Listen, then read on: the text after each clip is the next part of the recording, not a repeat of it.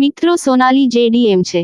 તેમને એક બેઠકમાં જિલ્લા મેજિસ્ટ્રેટ છે મારી કાર ઉપાડવાની ઉતાવળમાં. તે ક્યાંક જઈ રહી છે અને અચાનક એક નિર્જન રસ્તો જુએ છે. હવે તેની કાર જેવી જગ્યાએ પંચર પડી જાય છે. જો તેની કારમાં પંચર પડે તો ડ્રાઈવર ઉતરાણ પછી ટ્રંક ઉતરે છે અને ખોલે છે બદલવા માટે સ્ટેપની, પરંતુ કાર હવે ટ્રંકમાં સ્ટેપની નહોતી. પાછળથી ડ્રાઈવર જઈને સોનાલીને કહે છે. સોનાલી ખૂબ જ પરેશાન થઈ ગઈ, કારણ કે તે જે મીટિંગમાં જઈ રહી હતી તેની ખૂબ જ મહત્વપૂર્ણ અને ટૂંક સમયમાં હતી. જો તેને શક્ય તેટલી વહેલી તકે ત્યાં પહોંચવું હતું તો તે ડ્રાઈવરને શક્ય તેટલી વહેલી તકે જવા કહે છે અને આ ગાડીમાં પંચર કરાવો નહીંતર હું મીટિંગ માટે મોડો થઈશ. ત્યારે જ તે ડ્રાઈવર કહે, મેડમ, આજુબાજુ આ માટે હું જઈ શકું એવી કોઈ દુકાન નથી. જો હું કારને પંચર કરાવી શકું તો પછી સોનાલી કહે, તું આ ટાયરને આમ કર, તેને ખોલો અને તેને તમારી સાથે સવારીમાં લઈ જાઓ અને બને તેટલી વહેલી તકે તેને પંચર કરાવો. મારે બહુ જરૂરી કામ છે. પણ પછી જ ડ્રાઈવર તે કહે, મેડમ, મારી પાસે પંચરનો વેપારી છે નંબર, અને તે જ જગ્યાએ છે જ્યાં કાર છે. તે પંચર સાઇટ પર આવે છે અને પંચર બનાવે છે. તો આ પછી સોનાલી કહે છે કે તે કેવી રીતે કરી શકે. તે કહે છે કે તેણે તેનું તમામ પંચર મટીરિયલ બાઇકની ઉપર ગોઠવી દીધું છે અને જ્યાં પણ કોઈની કાર, ટ્રક વગેરે પંચર પડે છે ત્યાં જઈને તેમની કાર અને ટ્રકમાં પંચર કરે છે. ત્યારબાદ સોનાલી કહે છે કે જલ્દી તેને ફોન કરો અને મને બોલાવો. તે આવીને તેને કારની પાછળ લગાવે છે અને તે પાછળની બાજુથી આવ્યો હતો. હવે કારનું પાછળનું વ્હીલ પંચર થઈ ગયું હતું, તેથી તે પછી તે કારને પંચર કરવા માંડે છે. જેમ કે સોનાલી કારની અંદર બેઠી હતી, તરત જ તેણીએ બાજુના વ્હીલ તરફ જોયું અને જ્યારે તે પંચર વેપારીનો ચહેરો જુએ છે ત્યારે તે અચાનક રડવા લાગે છે અને તે રૂમાલથી તેના આંસુ લૂછતી હતી ચેક લેવા માટે. અને ટ્રંક ખોલવા માટે કારમાં પ્રવેશતા જ તેણે જોયું કે કારની અંદર બેઠેલી મહિલા સોનાલી છે અને સોનાલીને જોઈને તે પણ સ્તબ્ધ થઈ જાય છે. પરંતુ તે ટ્રંક ખોલીને તેમાંથી સામાન બહાર કાઢે છે. તે અને તમે ટાયર પંચર કરો કે તરત જ તમારી પાસેના ડ્રાઈવરે તમને પૂછ્યું કે તમારી પાસે કેટલા પૈસા છે. તેણે ના પાડી અને કહ્યું, મારે પૈસા જોઈતા નથી. જો અમને ક્યારેય જરૂર હોય તો મેડમને કહેજો. જો તમને મદદની જરૂર હોય તો તે પૂરતું છે, કારણ કે તમે લોકો મોટા લોકો છો અને અમે તમારી પાસેથી પૈસા લઈ શકતા નથી. પરંતુ સોનાલી કારમાંથી બહાર આવે છે. તેના હાથમાં એક પરબીડિયું હતું. તે ડ્રાઈવરને આપે છે અને કહે છે કે તેને આપો અને તેને કહો કે તેના પર મારો નંબર લખેલો છે. તો તે પરબીડિયું લઈને સોનાલી, જે અહીં હતી, તે ખૂબ જ હતી. તેના મનમાં તે ઉદાસ હતી. તે કારમાં બેસે છે અને તે મીટિંગમાં ભાગ લેવા જાય છે. આ લોકો કોણ હતા, તેમની વાર્તા શું હતી, આપણે આ વિડીયોમાં પછીથી જાણીશું. પરંતુ આગળ વધતા પહેલા વિડીયોમાં આગળ આપ સૌને મારી નમ્ર વિનંતી છે કે આપને વિડીયો ગમે છે આપો અને અમારી યુટ્યુબ ચેનલને સબસ્ક્રાઇબ પણ કરો. વાર્તા ગઢવાલની ઉત્તરે કાશીની છે. ગઢવાલના ઉત્તર કાશીમાં એક નાનકડું ગામ છે જ્યાં એક છોકરો રહેતો હતો જેનું નામ ગૌરવના પરિવારમાં ગૌરવ છે. તેના માતા પિતા, નાની બહેન છે અને તે ઘરની અંદર લોકો ખુશીથી રહે છે. સમય આ રીતે ધીમે ધીમે પસાર થતો હતો અને પછી એ તેમના સંબંધીઓમાં કોઈના લગ્નનો દિવસ અને લગ્નની અંદરના તે બધા લોકો હું જાણતો હતો કે લોકો તૈયાર થાય છે અને સાંજે લગ્નમાં પહોંચો અને ત્યાં જુઓ ચારે તરફ ખુશીનો માહોલ છે. લોકો એકબીજા સાથે હસતા અને હસતા વાત કરતી વખતે અભિમાન પણ છે. અને ગૌરવ લગ્નની અંદર એક છોકરીને જુએ છે અને તેણીને જોતાની સાથે જ તે પ્રથમ નજરમાં જ તેના પ્રેમમાં પડી ગયો. તેને પ્રેમ થયો. છોકરીનું નામ સોનાલી હતું. સોનાલીએ ગૌરવને જોતાની સાથે જ સોનાલી પણ પહેલા ગૌરવને જોઈ રહી છે. હવે તે તેને જોઈને જ પસંદ કરે છે. તે પછી બંને એકબીજાને જોતા રહ્યા. ચાલો, ત્યારે લગ્નનો માહોલ ચાલી રહ્યો હતો. ગૌરવે જમવા માટે પ્લેટ લીધી કે તરત જ જ્યારે તે ટેબલ પર બેસે છે ત્યારે સોનાલી પણ તેની પ્લેટ ખાય છે. હું જમવાનું તૈયાર કરી લેતો અને એ જ ટેબલ પર આવીને બેસતો. હવે બંને વચ્ચે વાતો ચાલી રહી છે. એકબીજાના નામથી બોલાવવામાં આવે છે. બંનેના પરિવાર વિશે વાત કરી. જ્યારે તે જાય છે ત્યારે ગૌરવને ખબર પડે છે કે આ યુવતી તેની દૂરની સગી છે. એટલે કે સગપણ એવું હતું કે જો તે લોકો ઈચ્છે તો તેઓ એકબીજા સાથે વાત કરી શકે છે. હવે આ પછી બંને લગ્ન કરી શકે છે. નંબરોની આપ લે થાય છે અને લગ્ન સમાપ્ત થાય છે. છોડે છે અને બંને પોતપોતાના ઘરે જાય છે. હવે ગૌરવ સોનાલી એકબીજા સાથે ફોન પર છે. હવે આપણે વસ્તુઓ વિશે વાત કરીએ. તેઓ સમજે છે કે તેઓએ જે સાંભળ્યું છે તે પૂરતું છે. તે એક સમૃદ્ધ પરિવારની છોકરી છે અને તેને અહીં ગર્વ હતો. તે એક મધ્યમવર્ગીય પરિવારનો હતો. તેની પાસે બહુ પૈસા નહોતા, પરંતુ તેઓ સારી રીતે રહેતા હતા. તેમની વાતચીત ધીમે ધીમે ચાલુ રાખવા માટે વપરાય છે અને ઘણી બાબતોમાં તેઓ બંને એક છે. હવે અમે એકબીજાને ખૂબ પ્રેમ કરવા લાગ્યા છીએ. તેઓ બંને એકબીજાના પ્રેમમાં પડ્યા. તેથી એક દિવસ સોનાલી ફોન પર ગૌરવને કહે છે, શા માટે આપણે એકબીજા પર ગર્વ ન કરી શકીએ? લગ્ન થયા બાદ ગૌરવ કહે છે કે તમે અમીર લોકો છો અને અમે ગરીબ લોકો છીએ. શું અમારા પરિવારના સભ્યો અમારા લગ્ન માટે તૈયાર છે? આ સાંભળીને સોનાલી હવે પરવાનગી આપશે. તે પણ સંમત થાય છે અને હા, આ વાત કહે છે. તો તમે લોકો આ વસ્તુ વિશે બરાબર કરી રહ્યા છો. હું ક્યારેય સ્વીકારીશ નહીં કે હું તમારી સાથે લગ્ન કરીશ. મારે તે કરવું જોઈએ કારણ કે તે બંને સંબંધિત છે. એ બંનેને ખબર હતી એટલે સંપર્ક હતો. સોનાલી ત્યાં છે, તે ખૂબ જ અમીર અને ગૌરવ છે. હવે મધ્યમવર્ગીય પરિવારમાંથી આવે છે. આ પછી ગૌરવ નિર્ણય લે છે અને કહે છે કે આપણે ભાગીને લગ્ન કેમ ન કરી લઈએ. હવે આ સાંભળીને સોનાલી પણ તેના પ્રપોઝલ માટે રાજી થઈ જાય છે અને બંને એક જગ્યાએ જઈને કોર્ટમાં લગ્ન કરી લે છે. હવે જ્યારે તેમના પરિવારના સભ્યોને આ વાતની જાણ થાય છે, ત્યારે સૌ પ્રથમ તેમના પરિવારના સભ્યોને ગુસ્સો આવે છે અને પછી તેઓ વિચારે છે કે આ વાત હજુ વધારે ફેલાઈ નથી, તેથી તેઓ બંનેની સંમતિથી લગ્ન કરે છે અને મામલો થાળે પડે છે. અહીં સ્થાયી થાઓ. બંનેના પરિવારો એકબીજા સાથે વાત કરે છે અને વાત કર્યા પછી બંને બાળકોને બોલાવવામાં આવે છે અને બંનેના લગ્ન ખૂબ જ ધામધૂમથી કરવામાં આવે છે. એટલે કે બંને પ્રેમમાં પડ્યા હતા. ત્યારબાદ તેમના પ્રેમ લગ્ન થયા હતા અને હવે તેમના એરેન્જ મેરેજ પણ થઈ ગયા હતા. હવે તેઓ લગ્ન કરવા જઈ રહ્યા છે. આ પછી ગૌરવ અને સોનાલી એક ઘરની અંદર ખુશખુશાલ રહે છે અને તે ગૌરવને કહે છે કે હું આગળ ભણવા માંગુ છું અને જો હું મારા અભ્યાસના આધારે મોટી પોસ્ટ હાંસલ કરી શકું, મારે તે કરવું છે. ત્યારે ગૌરવ કહે છે કે આ તો બહુ સારી વાત છે, પણ તું ભણવામાં વધુ સમય આપશો તો પછી ઘરનું કામ કેવી રીતે સંભાળશે? આ બાબતે ગૌરવ પણ તેની સાથે સહમત છે અને સોનાલી ત્યાં જ રહીને પોતાનો અભ્યાસ કરશે. અહીં જેઓ ગૌરવના ઘરના મુદ્દા સાથે જોડાયેલા હતા, તે પણ તેના અભ્યાસમાં બહુ અવરોધ નથી. તે પોતાની વહુને પણ ભણાવતો. સમય ધીમે ધીમે પસાર થાય છે અને સમયની સાથે વધતી સોનાલીનો મહિમા ઘણી ખામીઓ દેખાવા લાગે છે. ગૌરવ તેના ઘરમાં ખામીઓ જુએ છે. જો અંદર ખામીઓ જોવામાં આવે તો એક દિવસ તેણે તેની માતાને આ અંગે ફોન કર્યો. જેમ તેની માતા અહીં તેના વિશે વાત કરે છે. જ્યારે તેણી સાંભળે છે, ત્યારે તેણી તેને વિરુદ્ધ શીખવાનું શરૂ કરે છે. તે શીખવવામાં આવે તે જલ્દી ઊંધું જતું છે. તેથી સોનાલી હવે ગૌરવ સાથે લડવા લાગે છે.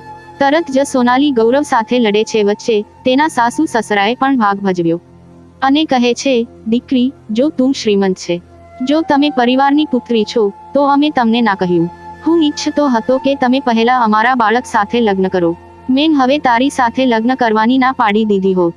તું પરણ્યો છે, હવે તને ઘરમાં દોષ લાગે છે કે આ છોકરામાં દોષ શોધો, તેનો કોઈ અર્થ છે? તે કામ કરતું નથી.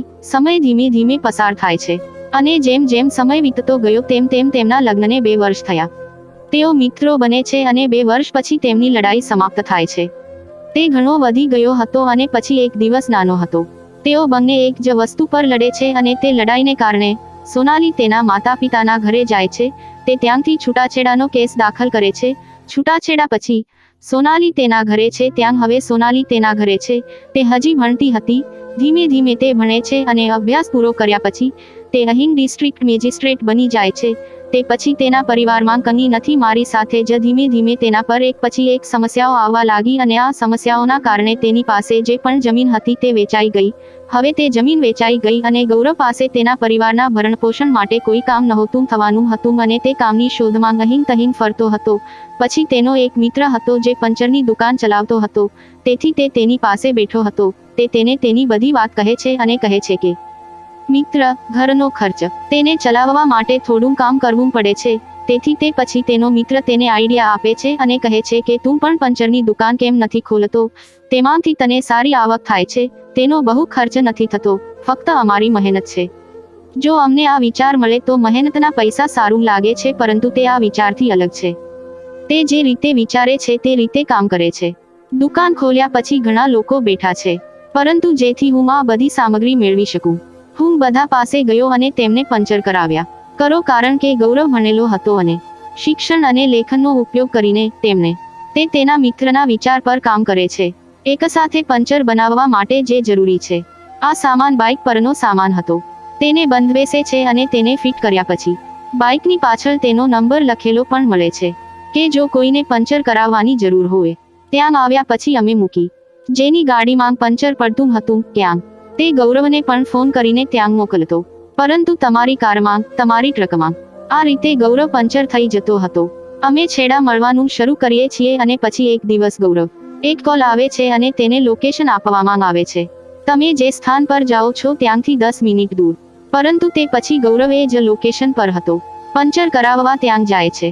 જુએ છે કે જિલ્લા મેજિસ્ટ્રેટ ત્યાં એક કાર છે જે પંચર છે અને તેને પંચર માટે ત્યાં બોલાવવામાં આવ્યો છે. પરંતુ ગયા પછી તે ટાયર તરફ જુએ છે અને ટાયર જોયા પછી એવું લાગે છે કે જાણે ડીગી જેક કાઢવા માટે તે કારની અંદર જુએ છે અને સોનાલીને કારની અંદર બેઠેલી જોઈને તે થોડીવાર માટે ચૂપ થઈ જાય છે.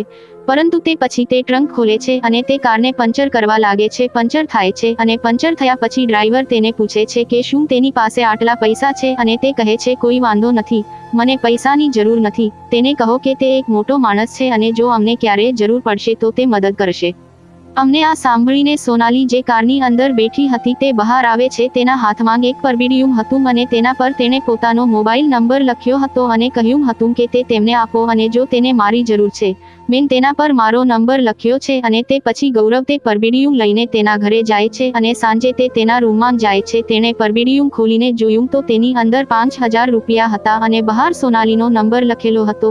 હવે રાતનો સમય હતો તેથી ગૌરવે વિચાર્યું કે કેમ તેને ફોન ન કરવો. પછી તેણે તેનો ફોન ચાલુ કર્યો. તે સોનાલીને ફોન કરે છે અને તે પછી બંને વાત કરવા લાગે છે. પહેલા બંને એકબીજાની સુખાકારી વિશે જાણે છે અને પછી સોનાલી પૂછે છે કે ગૌરવ શું થયું કે તારે આ કામ કરવું પડ્યું? ગૌરવ કહે છે કે જો તમારે આ વિશે જાણવું હોય તો તારે મને મળવું પડશે, આ વાતો ફોન પર નથી થતી. આ પછી ગૌરવ સોનાલી વિશે પૂછે છે તો તે કહે છે કે હા, મેં ભણીને અને લખીને આ સ્થાન મેળવ્યું છે જે હું તને કહેતો હતો. ધીમે ધીમે વાત કરો. તેમને 1 કે 2 કલાક માટે ધીમે અને એકાદ 2 કલાક વાત કર્યા પછી બીજા દિવસે વહેલી સવારે સોનાલીએ ગૌરવને ફોન કર્યો અને કહે કે હા, તું મળવાનું કહેતી હતી તો મને કહો કે તું કયા દિવસે મળવાનું છે? તને થયું કે તું આવી રીતે પંચર મારવા લાગ્યો? ત્યારબાદ ગૌરવ કહે છે કે તારે મળવું હોય તો તું મારા ઘરે જ આવ, અહીં તને કોણ રોકશે? તો સોનાલી કહે છે કે અત્યારે હું ડિસ્ટ્રિક્ટ મેજિસ્ટ્રેટ છું અને અહીં છું. આની જેમ જો હું આ રીતે તમારી પાસે આવીશ તો દુનિયાના લોકો વિવિધ પ્રકારની વસ્તુઓ કરશે અને હું આ બધું સહન કરી શકીશ નહીં. તું મને લેવા આવો, હું મારું મોઢું સારી રીતે છુપાવીને તારી સાથે જઈશ અને જ્યાં જઈશું ત્યાં એકબીજા સાથે વાત કરીશું. તે પછી ગૌરવ કહે છે ઓકે સોનાલી, હું જલ્દીથી તૈયાર થઈ જા. અને સોનાલી તેને કહે છે એક જગ્યાએ મળીશ. જ્યારે સોનાલી તેની બાઇક પર બેસે છે તે તેને લઈને એક પાર્કની અંદર જાય છે અને ત્યાં બેસીને બંને એકબીજા સાથે વાત કરવા લાગે છે. ત્યારે સોનાલી કહે છે હા ગૌરવ, હવે મને કહે કે તું અહીં પંચર બનાવવા લાગ્યો. ગૌરવ કહે છે કે તમારા ગયા પછી અમારા આખા પરિવારની આર્થિક હાલત ખરાબ થઈ ગઈ હતી. તે બધી જ જમીન વેચાઈ ગઈ હતી. હું ખૂબ જ નબળા બની ગયો છું. મેં વિચાર્યું કે આવી રીતે બેસી રહેવાથી કંઈ પ્રાપ્ત થશે નહીં, કંઈક કામ કરવું પડશે અને મેં મારા મિત્રની મદદથી આ કાર્ય શરૂ કર્યું અને આ કાર્ય સારી રીતે આગળ વધી રહ્યું છે. હવે મારો પરિવાર સારી રીતે જીવે છે. ત્યારે ગૌરવ સોનાલીને જોઈને કહે છે કે તારા લગ્ન થઈ ગયા છે? તો સોનાલી કહે છે કે ના, મેં લગ્ન નથી કર્યા. તો તે કહે છે કે તારી માંગમાં સિંદૂર છે અને ગળામાં મંગળસૂત્ર છે તો તે કોના નામે છે? તો સોનાલી કહે છે કે અમારા નામ પર છે. અમારા છૂટાછેડા થઈ ગયા હતા પણ હું તને મારો પતિ માનું છું. હવે આ સાંભળીને ગૌરવ પણ થોડો ભાવુક થઈ ગયો. તે સોનાલીને કહે છે સોનાલી, તે આવું કેમ કર્યું?